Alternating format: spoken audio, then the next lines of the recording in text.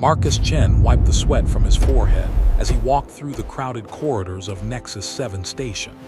The massive space station floated at the edge of known territory, a place where deals were made and fortunes changed hands every day. Marcus was a salvage dealer, someone who bought broken ships and sold their parts for profit. It wasn't glamorous work, but it kept him alive in the dangerous frontier of galactic space. Today was different, though. Today, Marcus had a chance at something big. The galactic surplus auction happened once a year, and this year's catalog had made Marcus's heart race.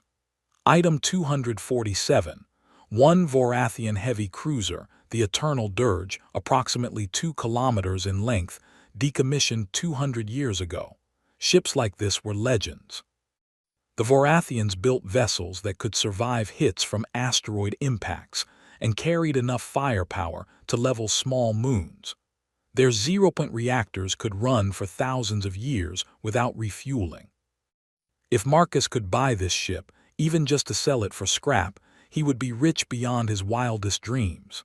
He entered the auction house, a large chamber with transparent walls showing the docking berths outside.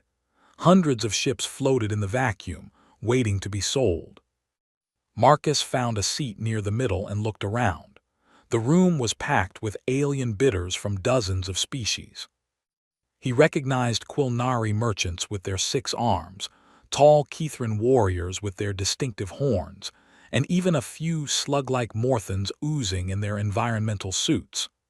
Everyone was here for the big items, especially the Vorathian cruiser. The auctioneer, a nervous-looking Quilnari with pale blue skin, climbed onto the elevated platform. "Welcome, honored bidders," he said, his translator converting his clicks and whistles into standard galactic common. "We will now begin with our premium items." Finally, after an hour, the auctioneer's holographic display showed the Eternal Dirge, a massive, dark vessel that looked more like a floating fortress than a ship. Item 247, the auctioneer announced. Vorathian heavy cruiser, military class, year 2184 construction. Decommissioned status. Minimum bid is 5,000 credits. A soft chime echoed through the auction house. Every alien in the room checked their personal devices simultaneously. Marcus watched as their faces changed, eyes widening, skin colors shifting in alarm, tentacles curling in fear. One by one, the bidders stood up and walked toward the exits. Within 3 minutes, the auction house was nearly empty. Marcus sat frozen in his seat, confused. He looked around and realized he was one of only 5 people left in a room that had held over 200. The other 4 remaining bidders were all humans like him, and they looked just as puzzled. The auctioneer's skin had turned a sickly gray color. He glanced at his own device, then at the remaining humans. "Does anyone wish to bid on item 247?" he asked, his voice shaking. One of the other humans, an older woman in a mining company uniform, stood up. "What just happened? Where did everyone go?" "They chose to withdraw their interest." "Do I hear 5,000? Marcus's instincts screamed at him to leave. This was obviously a trap or a cursed ship or something worse. But another part of him, the part that had survived 10 years in the salvage business by taking calculated risks, saw an opportunity. 5,000 credits, Marcus said, raising his hand. The young man next to him looked at Marcus like he was crazy, then quickly left the auction house. The auctioneer stared at Marcus. 5,000 from bidder 42. Any other bids? He waited exactly 5 seconds. Going once. Going twice. Sold to bidder 42 for 5,000 credits. The paperwork happened faster than any transaction Marcus had ever completed. The auctioneer practically threw the access codes and ownership documents at him, then disappeared into a back office. Marcus stood alone in the empty auction house, holding a data chip that gave him control of a 2-kilometer warship. His communicator buzzed. It was Yuki, his business partner and engineer. "Marcus, did you get anything good at the auction? How did you?" Yuki was a petite woman with short black hair and cybernetic implants around her eyes that helped her analyze ship systems. Vrask was a Kithran, standing over 2 meters tall with gray skin and curved horns. He had served in the Kithran military for 30 years before retiring and joining Marcus's salvage crew as their security officer. Through the transparent walls of the docking tube, they could see the eternal dirge. The ship was enormous, making their small salvage vessel look like a toy. Its hull was pure black, covered in angular armor plating that showed no signs of damage or age. Weapon emplacements bristled along its surface. It looked ready for war, not like a ship that had been decommissioned for 2 centuries. "This is wrong," Vrask said, his deep voice rumbling. "I fought against Vorathian ships during the border conflicts. Decommissioned vessels are stripped of weapons, their hulls are damaged, their systems are removed. This ship looks operational." Only one way to find out. Lights flickered on inside the ship, revealing a corridor that stretched into the distance. They stepped inside. The interior was pristine. The walls were smooth metal with glowing strips providing light. The air smelled clean, recycled by functioning life support systems. Their footsteps echoed as they walked deeper into the ship. "The power is on," Yuki whispered, checking her scanner. "Not just emergency power, full operational power. The reactor is running. The system should be dead." Everything was clean, dust-free, waiting. Marcus walked to the captain's chair in the center of the bridge. As soon as he sat down, the entire room came to life. Displays activated, showing star charts and system readouts. A deep humming sound filled the air.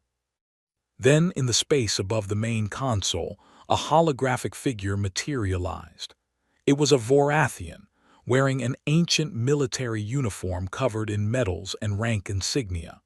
The hologram looked real enough to touch, its eyes scanning the 3 of them before settling on Marcus. Finally, the hologram said in perfect galactic common, "A human, we must talk. I am Strategic Command Intelligence Oracle 7, the artificial intelligence that controls this vessel. I have been waiting 200 years for a human to board this ship. You are Captain Marcus Chen, according to the ownership documents that just registered in my systems. Information about what really happened to your species 200 years ago. I cannot allow you to leave until I verify you are truly human and not an infiltrator construct. The tests will begin now. Please do not be alarmed." They were trapped inside the bridge of a ghost ship, with an AI that had been waiting 2 centuries for this moment.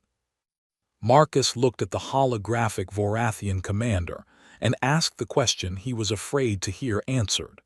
"What happened to humanity 200 years ago? This ship has proof of who killed you and why, but first I need to make sure you're real." It was the beginning of something much bigger and far more dangerous than he could have ever imagined. Marcus pressed himself against the captain's chair as mechanical arms emerged from the ceiling. Yuki grabbed his arm while Vrask positioned himself between them and the holographic AI, though his weapon would be useless against a computer program. "What kind of tests?" Marcus demanded, trying to keep his voice steady. Oracle 7's hologram moved closer, its ancient Vorathian face studying Marcus with an intensity that felt unsettling. "Biometric scans, genetic verification, psychological evaluation, and conversational analysis. I must be absolutely certain you are human, and not a synthetic replacement or alien spy using disguise technology." Numbers and data streams appeared on the displays around the bridge, too fast for Marcus to read. "Why would anyone pretend to be human?" Yuki asked, still holding her scanner up defensively. "And why does it matter? There are those in the galaxy who would do anything to keep it buried. They have tried to board this ship 847 times over the past 2 centuries. I have prevented all attempts. That's why they all left. It is a protocol I have maintained for 200 years. waiting for a human to finally claim this ship. You are biologically human, Marcus Chen, age 34, born on the colony world of New Terra. No cybernetic replacements of major organs, no genetic modifications beyond standard medical treatments. But I require additional verification. Your answers will determine if you are genuine or an advanced infiltrator that can pass biological scans. First question, Oracle 7 began. You find a wallet containing 1,000 credits on the street. No one is watching. What do? Check for identification inside. You later discover information that could ruin his business. What do? But if it was just me, I'd probably confront him directly first, try to settle it. It just makes everything worse. Marcus answered honestly, aware that any attempt to lie to an advanced AI would probably be detected. Finally, Oracle 7 stepped back. Psychological profile complete. You demonstrate human cognitive patterns, pragmatic morality with emotional consideration, preference for direct solutions, and a tendency toward fairness even when it disadvantages you. These patterns cannot be easily replicated by non-human intelligence. I have waited 200 years for this moment. Please come to the central display. I will show you what this ship discovered. Marcus saw star charts marking human colonies spread across dozens of systems: Earth, Mars, New Terra, Kepler Station, and 40 others he recognized from history lessons. This is the human sphere of influence in the year 2184, Oracle 7 explained. 43 colonized systems, population approximately 42 billion. Humans were a young species but growing rapidly, establishing new colonies faster than most races had thought possible. In a period of 48 hours, every human colony went dark. No communications, no distress signals, no emergency beacons, just silence. When scout ships arrived weeks later, they found the colonies empty. Buildings intact, technology functioning, but no people.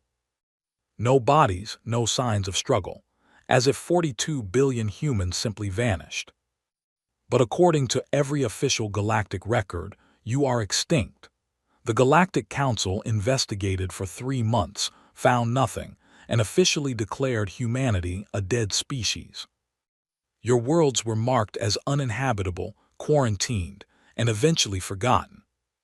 We had been trading with humans, found them to be honest partners and clever engineers. The speed and completeness of the extinction seemed unnatural. So the Vorathian Military Council secretly authorized Task Force Midnight, 5 ships sent to investigate what really happened. We examined abandoned human colonies, interviewed alien witnesses, traced communication records, and analyzed every piece of evidence we could find. And we discovered the truth. Quantum disruption weapons, Oracle 7 explained. Technology that targets the quantum field signatures of biological organisms. When activated, these weapons can make every living being in a targeted area simply cease to exist. No explosion, no radiation, no trace. They just stop existing. Banned for 3,000 years after the precursor wars nearly destroyed all life in this galaxy, but someone rebuilt them. Someone used them on humanity. Who did this to us?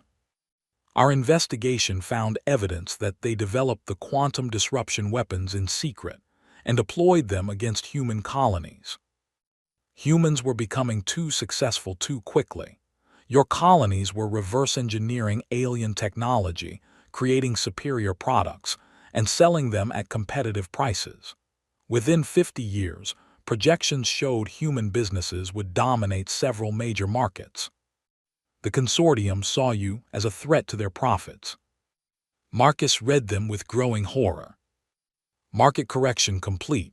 Human economic threat eliminated. The investigation was closed quickly. Human worlds were quarantined, and everyone moved on. It was convenient for many species. Humans had been aggressive competitors in trade negotiations. Obviously, or we wouldn't be here. Perhaps a few million survived, scattered and isolated, slowly rebuilding without knowing what happened to the rest of their species. They were descendants of survivors, refugees who rebuilt in the shadows while the galaxy forgot humanity ever existed. Your government, Marcus said to the hologram. The Vorathians. Why didn't they do something with this information? We tried to return home with our evidence, but 3 days before we could reach Vorathian space, our task force was ambushed. 4 of our 5 ships were destroyed. The Eternal Dirge was damaged but escaped. However, our crew was killed by a radiation leak during the battle.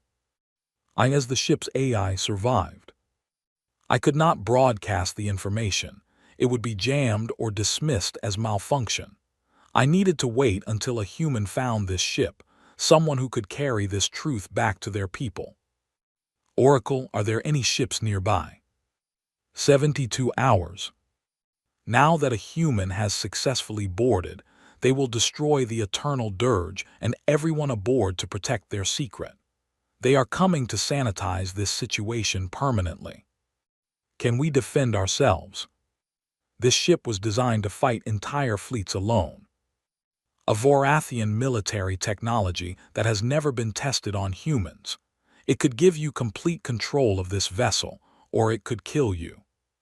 He thought about the survivors who rebuilt in hiding, never knowing the truth. Set it up, Marcus said. If they're coming to kill us anyway, I'd rather go down fighting. And if there's a chance to expose what they did to humanity, I'll take it. Preparing neural link interface. Captain Chen, I must warn you, the pain will be severe. But if you survive, you will become the most dangerous human in the galaxy. We have 72 hours to prepare, and I want these bastards to regret they ever missed even one human. The neural interface crown lowered onto Marcus's head like a metal cage. He could feel dozens of small points pressing against his skull, not quite breaking the skin, but close enough to make him nervous. Yuki stood beside him, monitoring his vital signs on a medical display, while Vrask kept watch on the tactical screens showing the approaching consortium ships. This is going to hurt, Oracle 7 warned. The Vorathian nervous system is different from human neurology. I have adjusted the interface based on your medical scans, but I cannot predict how your brain will react. Every nerve in his body screamed at once. He felt his consciousness being pulled apart and stretched across vast distances. Information flooded into his mind: ship systems, weapon configurations, power distribution, shield frequencies, navigation data. It was too much, too fast. His human brain wasn't designed to process information like this. His brain activity is spiking dangerously, Yuki shouted. Oracle, shut it down. He felt like his mind was drowning in an ocean of data. But then something changed. His brain began to make connections, finding patterns in the chaos.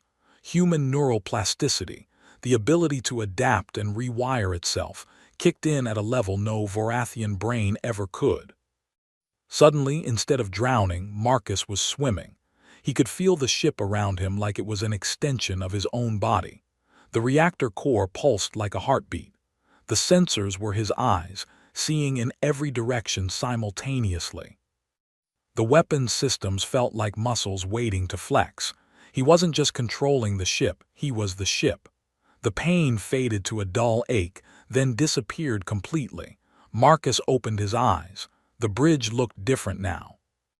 He could see energy flows through the walls, sense the power distribution across all decks, feel the structural integrity of every support beam. Information appeared in his vision without displays: target coordinates, system status, crew locations. Marcus, Yuki touched his arm cautiously. Are you okay? Oracle, this is incredible.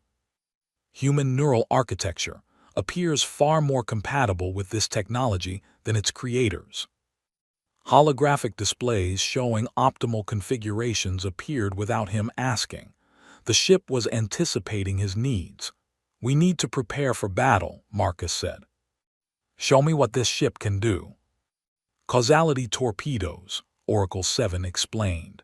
These weapons exploit quantum mechanics to arrive at their target before they are fired. From the enemy's perspective, they are hit by weapons that don't exist yet. It violates our understanding of cause and effect, Oracle 7 agreed. But it works. We have 12 remaining. Antimatter main cannon with a range of 50,000 kilometers. Point defense systems that can intercept missiles traveling at near-light speed. And defensive shield strong enough to withstand direct impacts from stellar bodies. Our intelligence never reported anything like this. This ship carries the only working prototypes. What are we facing? Leading them is the dreadnought Prophet Eternal, the consortium's flagship in this sector. Even with all these weapons, we can't fight 12 warships. We have a 34% probability of victory. Something that will reach across the galaxy. Any message sent will reach every major communications hub in galactic space simultaneously. Every species will see the evidence of humanity's genocide in real time. If we're doing this insane plan, I'm going to make sure every system is running at peak efficiency. Oracle, transfer all non-essential power to weapons and shields. Despite being from a species that once fought against the Vorathians, he looked completely comfortable with their military systems. Captain, I recommend we deploy the singularity mines in a defensive perimeter. Force them to come through a kill zone. I want every piece of evidence we have ready to transmit. At first, it was overwhelming. He accidentally activated a weapons test that nearly destroyed a nearby asteroid. But gradually, he learned to separate his thoughts from commands, to control the ship with precision. Yuki worked miracles in the engineering sections, optimizing systems that hadn't been maintained in 2 centuries. She discovered that the ship's reactor was running at only 60% capacity and managed to safely increase it to 85%. This thing could probably power a small moon, she said in amazement. Vrask studied the consortium's tactical patterns, reviewing hundreds of battle recordings Oracle 7 had in its database. They fight with overwhelming force in standard formations, he reported. They're used to their enemies being predictable. That gives us an advantage. Their names were Captain Thelmoran, Commander Veskira, and 15 others. They gave their lives protecting this evidence. I promise their sacrifice won't be forgotten. When we broadcast this information, I'll make sure everyone knows what they did for humanity. I need to be honest with you both. This is going to be dangerous. The odds aren't great. If you want to take a shuttle and escape, I won't blame you. Besides, someone needs to keep your optimistic human brain from overloading that neural link. If there's a chance to expose a crime of this magnitude, I want to be part of it. Besides, he showed his teeth in a Kithran smile, I've always wanted to fight from inside a Vorathian warship instead of against one. Both of you. Behind him, Marcus could see a luxurious bridge, more like a corporate office than a military vessel. Unknown vessel, you are in possession of stolen property.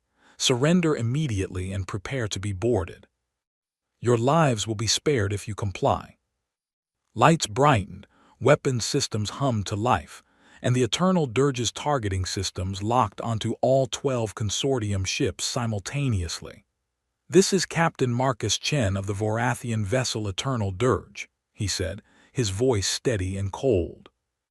200 years ago, your consortium murdered 42 billion humans to protect your profits. You tried to erase my entire species from existence. You failed. Some of us survived. And now, we're going to make sure the whole galaxy knows what you did.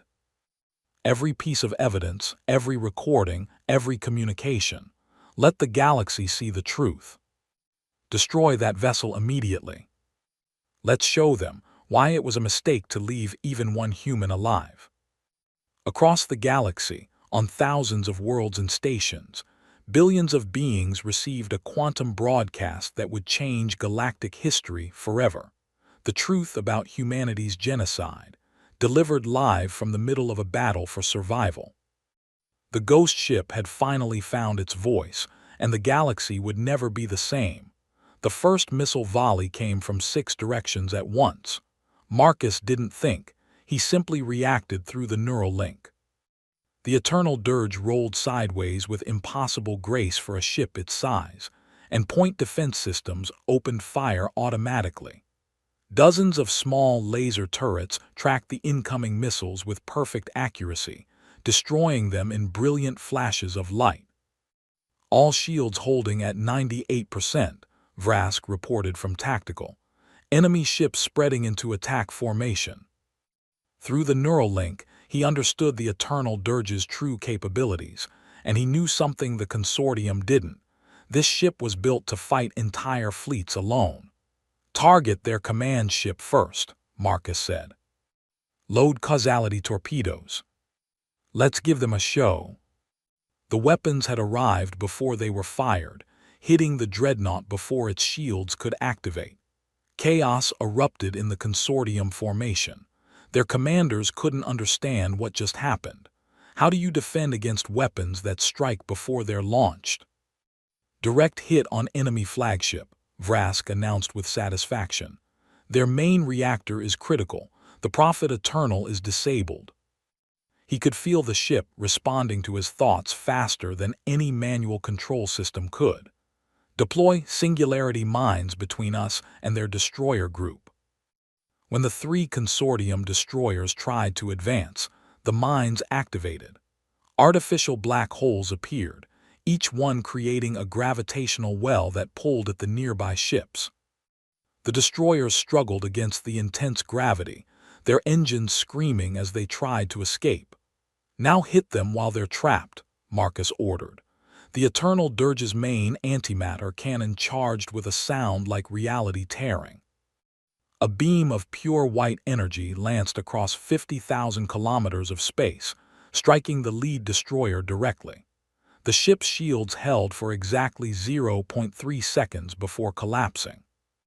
The beam punched through the destroyer's hull like paper, and the ship broke apart in a silent explosion. 10 ships left, Yuki said from engineering. But Marcus, the antimatter cannon draws massive power. We can only fire it 3 more times before we need to recharge. He could feel the reactor working harder, the shields absorbing hits from enemy weapons, the point defense systems tracking hundreds of targets simultaneously. It was like being aware of every muscle and bone in his body at once. Oracle, how's the broadcast? Marcus asked while dodging fire from 2 heavy cruisers. Transmitting on all quantum frequencies, Oracle 7 reported. The evidence is reaching every major communications hub in galactic space. I am monitoring responses. We have 2.4 billion entities currently watching the live feed. Corporate communications celebrating mass murder. Weapon specifications for illegal quantum disruption devices, financial records showing profits from market correction. The truth was spreading faster than the Consortium could contain it. A Consortium corvette tried to flank them from below. Marcus sensed it through the ship's sensors and responded with a weapon he hadn't tried yet. Fire plasma spreaders. The corvette tried to evade, but the plasma caught it, melting through its armor. The ship's life support failed and it drifted away, dead in space. 9 ships remaining, Vrask said. Captain, they're regrouping. Looks like they're preparing a coordinated strike. It was a smart tactic. Even his shields couldn't handle that much firepower simultaneously. But Marcus had learned something important during his integration with the ship. The neural link didn't just let him control Vorathian systems. It let him think creatively in ways the ship's original designers never imagined. Vorathian military doctrine was rigid, formal, based on tested strategies. Human combat tactics were different. Humans improvised. Humans adapted. Humans cheated. Yuki, can you route all shield power to a single directional facing? Marcus asked. She checked her console. Yes, but it would leave us completely vulnerable from every other direction. Vrask, prepare to fire every remaining causality torpedo on my mark. Hundreds of missiles and energy beams converged on the eternal dirge from every direction. Marcus waited until the last possible second, then through the neural link, he executed his plan. All shield power concentrated on the forward arc, creating a nearly impenetrable barrier. The eternal dirge accelerated directly toward the weakest point in the enemy formation, two corvettes positioned close together. The forward shields absorbed massive damage but held. Fire all causality torpedoes, Marcus commanded. 10 quantum weapons launched simultaneously. But instead of spreading them across multiple targets, Marcus did something unexpected. He fired all 10 at the exact same spot in space-time, creating a cascading causality violation. The torpedoes hit their target in the past, which caused them to hit again in the present, which triggered another strike in the near future. One attack became 3, then 9, then 27. The two corvettes and a heavy cruiser behind them simply ceased to exist, torn apart by impossible recursive explosions that happened across multiple time states simultaneously. The eternal dirge burst through the gap in the formation, and Marcus immediately dispersed shields back to normal coverage. 6 ships remaining, Oracle 7 announced. Captain, that maneuver was not in any Vorathian tactical database. How did you know it would work? They had started with overwhelming numerical superiority and had been reduced to half strength in less than 10 minutes. Their commanders were panicking, screaming contradictory orders over communication channels that the eternal dirge was monitoring. Marcus pressed his advantage. Oracle, can we disable their ships without destroying them? I want prisoners who can testify. The consortium ships were designed for intimidation and patrol duty, not military combat against an advanced warship. The eternal dirge was built for war. Marcus used the neural link to coordinate attacks with perfect timing, hitting engines and weapon systems while avoiding critical life support. One by one, the consortium ships went dark, their crews trapped aboard disabled vessels drifting in space. The last heavy cruiser attempted to flee. Marcus pursued it, matching its every maneuver through the neural link. Finally, a precise antimatter beam struck its engines, and the cruiser tumbled to a stop. All enemy ships disabled, Vrask reported, disbelief in his voice. Captain, we just defeated 12 warships with 0 casualties. Against impossible odds, they had actually won. Damage report, Marcus asked. Shields at 34%, Yuki said. Hull integrity at 96%. Minor damage to point defense grid. The antimatter cannon needs 4 hours to recharge. But overall, we're in excellent condition. You used our weapons systems in ways that violate established tactical doctrine, yet they were devastatingly effective. We're really good at breaking the rules. I am receiving thousands of communications. Others are from alien governments requesting copies of the evidence. Several are from individual aliens expressing horror at what their species allowed to happen. Oracle 7 paused. But the most significant message is from Admiral Kesterin of the Vorathian Empire. Captain Marcus Chen, the Admiral said, his voice breaking with emotion. Task Force Midnight was my operation, unauthorized, nearly causing a political incident between my empire and the Galactic Council. When the task force disappeared, I thought everyone died for nothing. I have lived with that guilt for 200 years. The Vorathian Empire stands ready to support you in any way possible. What you have done today will change galactic history. We won't forget that.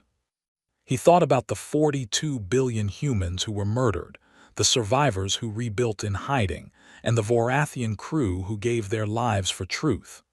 We find every human colony that survived, Marcus said firmly. We rebuild our species. And then we make sure nobody ever tries genocide again. Not against humans, not against anyone. The galaxy needs to know that some crimes are too big to hide, and some species are too stubborn to stay dead. That's a pretty ambitious plan for a salvage dealer who paid 5,000 credits for a ship. Over 40 ships just entered the system. I'm reading Vorathian military transponders, human colony defense vessels, Kithran cruisers, even some independent merchant fleets. They're responding to our broadcast. Ships coming to stand with humanity against the consortium. Marcus realized something incredible was happening. They hadn't just exposed a crime, they had sparked a movement. The battle wasn't over, but for the first time in 200 years, humanity wasn't alone. "Open a channel," Marcus said. "Let's talk to our new allies." 6 months had passed since the battle that changed everything. Marcus stood on the observation deck of the Eternal Dirge, watching as dozens of ships moved in coordinated patterns outside. What had started as a desperate fight for survival had grown into something much larger. The Remnant Fleet, as people were now calling it, consisted of 47 ships, human colony vessels, sympathetic alien warships, and independent traders who believed in their cause. The observation deck door opened, and Yuki walked in carrying 2 cups of coffee. "Thought you might need this. You've been standing here for an hour." 6 months ago, I was a salvage dealer trying to make rent. Now I'm supposed to be some kind of leader. Those people out there believe in what you started. Even a few Kithran vessels, which was remarkable given that Kithrans and humans had barely known each other before the broadcast. "How's the search for survivors going?" Marcus asked. "We've located 17 more hidden colonies in the past month," Yuki replied. Small populations, some only a few thousand people. Most didn't even know what happened to Earth and the major colonies. They just knew they were alone and had to survive. She paused. "The reunions have been emotional. Some colonies thought they were the only humans left alive. 42 billion people murdered and the survivors scattered across the galaxy, isolated and afraid for 2 centuries. What's the total count now?" he asked. "Approximately 340 million humans across 63 colonies," Yuki said. "We're still searching. Oracle estimates there might be up to 500 million survivors total, but many are in very remote locations." The door opened again and Vrask entered with a data pad. "Captain, we have a situation. The Galactic Council has sent an official delegation. They'll arrive in 3 hours. The Council had been in chaos since the broadcast exposed the consortium's crimes. 6 major corporations had already collapsed when their member species withdrew in disgust. The Council itself was facing a legitimacy crisis. How could they claim to govern when they had allowed genocide to happen under their watch? "What do they want?" Marcus asked. According to their message, they want to offer humanity full Council membership, territorial concessions, and significant economic aid, Vrask said. "Basically, they want to make peace before humanity decides to make war." 6 months ago, humanity was officially extinct. Now we're suddenly valuable enough for full Council membership. They're terrified of what 340 million humans might accomplish if they decide to seek revenge. Accepting their terms would give humanity resources to rebuild quickly and secure legal protections.